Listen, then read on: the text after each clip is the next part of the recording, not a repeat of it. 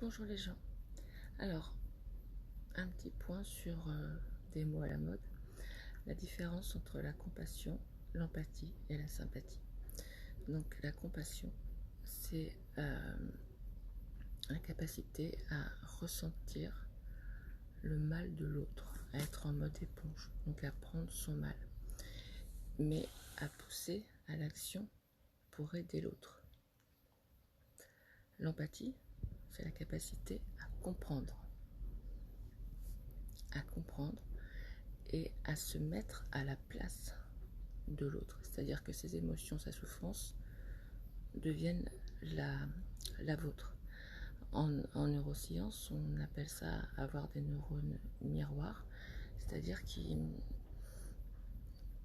font qu'on ne fait plus la différence entre ses propres émotions, ses propres sentiments et ceux des autres, de l'autre. Voilà. La sympathie, c'est ce qui est le plus courant. C'est quand tu partages les sentiments, les émotions de quelqu'un. Voilà. Tout simplement. C'est pas de la compassion, c'est de la sympathie. Et c'est ce qui est le plus courant. Pour la compassion et l'empathie, il faut être quelqu'un d'hypersensible. Donc l'empathie, c'est vraiment la compréhension, puisque tu vis ce que vit l'autre. La compassion, c'est plus être dans l'action. La différence est ténue, mais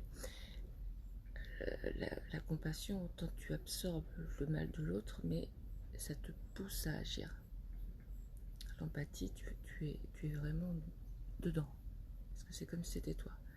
Par contre, l'empathie peut pousser à la compassion, c'est-à-dire on peut rentrer après dans l'action. Tout ça, c'est si ton hypersensibilité est bien gérée. Si elle est mal gérée, ça va te fatiguer, ça va t'épuiser, parce que tu ressens des émotions qui ne sont pas les tiennes, mais que tu crois être les tiennes, et tu prends le mal de l'autre, et que ce soit pour la compassion, l'empathie, tu vas pas être bien. Si c'est bien géré, tu arrives à faire la différence entre tes émotions, tes sentiments, ta souffrance et celle de l'autre.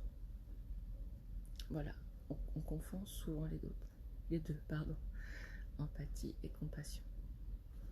Et ce qu'on ressent le plus souvent et ce que vous pratiquez le plus souvent, c'est la sympathie. C'est-à-dire partager avec quelqu'un ce qui ne va pas, etc.